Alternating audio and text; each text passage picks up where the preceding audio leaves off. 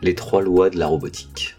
Première loi, un robot ne peut porter atteinte à un être humain, ni, restant passif, laisser cet être humain exposé au danger.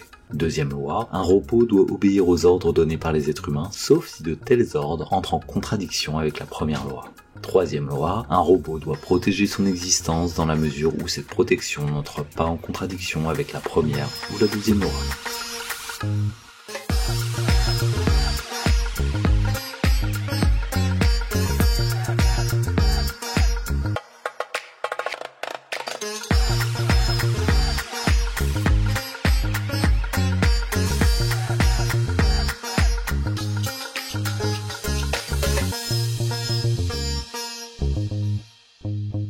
Nous allons aborder ici le sujet de la domotique et de l'IA dans le cadre de nos habitations, mais surtout sous un angle analytique et philosophique. On ne va pas parler technique aujourd'hui. La domotique, vous voyez à peu près, activer le chauffage à distance ou en fonction de telle température, ouvrir la vanne 3 voies en fonction de tels critères, allumer les lumières en fonction d'une présence, ou encore des caméras qui repèrent une présence et vous informent directement sur votre mobile. Et ça peut aller bien plus loin. Votre liste de courses en fonction du frigo, votre petit déjeuner en fonction de votre tension artérielle de la nuit, etc. Mon travail consiste essentiellement à analyser et prendre assez de recul pour comprendre les conséquences de la mise en place de tel ou tel système, utiliser cette technique plutôt qu'une autre et surtout si telle décision sera bénéfique pour l'habitant. Investir et faire des travaux, oui, mais surtout de manière pertinente. Alors, la domotique et l'automatisation, l'intelligence non humaine, tout ça pourquoi ? Eh bien, pour nous faciliter la vie, avoir moins de labeur. C'est génial et ça va dans le bon sens. D'ailleurs, le mot robot vient du tchèque et veut dire travailleur. Parfait ça.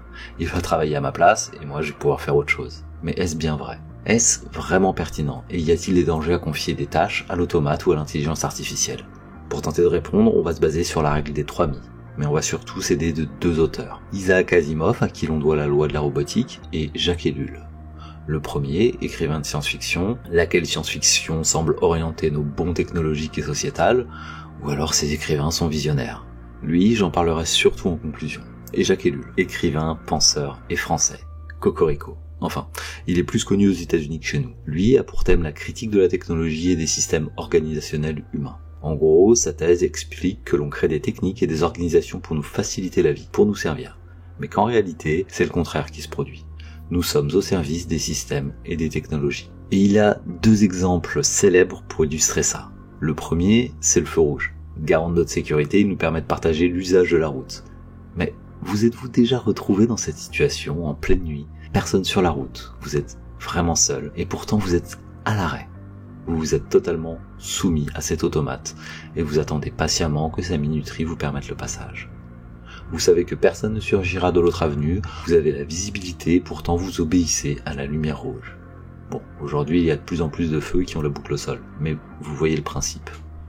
Le second exemple, c'est le guichet de banque. Vous avez les sous sur votre compte en banque, mais le guichetier ne peut pas vous les fournir. La raison, un bug dans le système informatique, une procédure non validée, une erreur, une panne d'un serveur, un plafond dépassé ou que sais-je encore. L'employé de banque voit et sait que vous avez les fonds, mais il ne vous donnera pas un sou.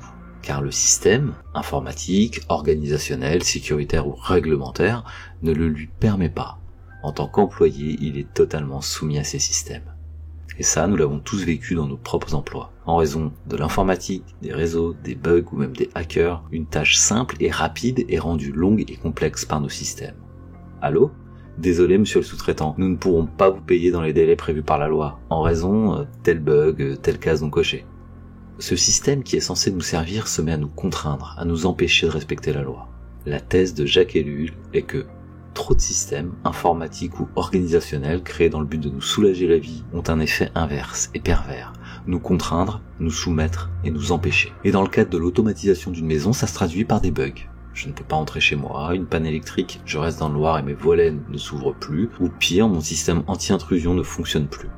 Le système est trop complexe et je ne l'utilise même pas. Ou pire, mon système domotique est sur serveur ouvert et ma vie privée ne l'est plus. Ou même encore, des gens malveillants peuvent me nuire. Enfin, la liste est longue. C'est cas où la domotique ne nous sert plus et nous contraint.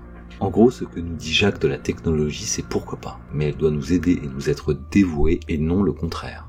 En gros, de la domotique, oui, mais avec pertinence et parcimonie. C'est le fameux principe Wife Acceptance Factor. Le terme est naze, mais en gros, ça veut dire faites simple. Passons maintenant à l'analyse des 3 mi. Et on commence par l'économie.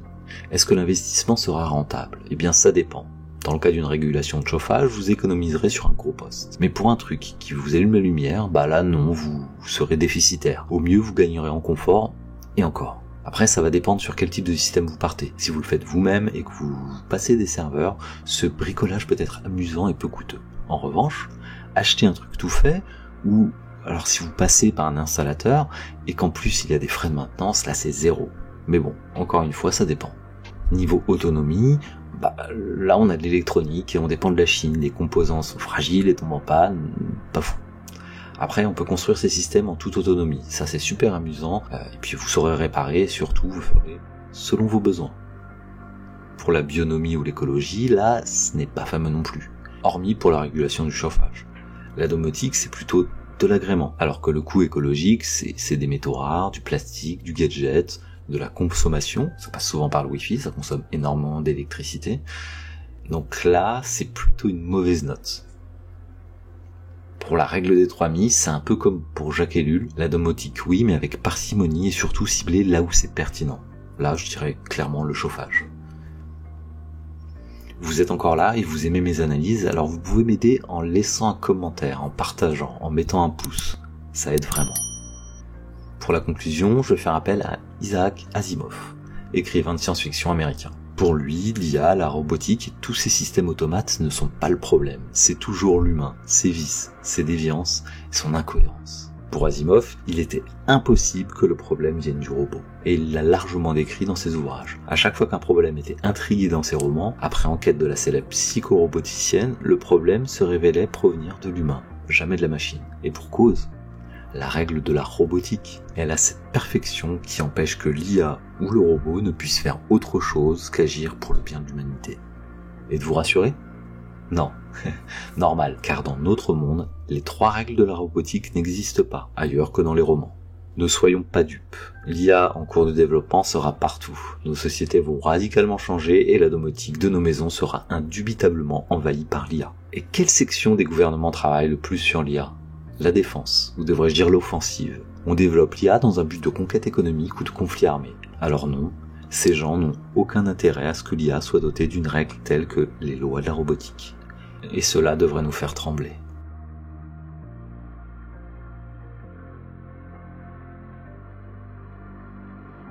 Vous aimez mes analyses? Alors n'hésitez pas à me contacter par mail pour bénéficier de mes analyses avant travaux.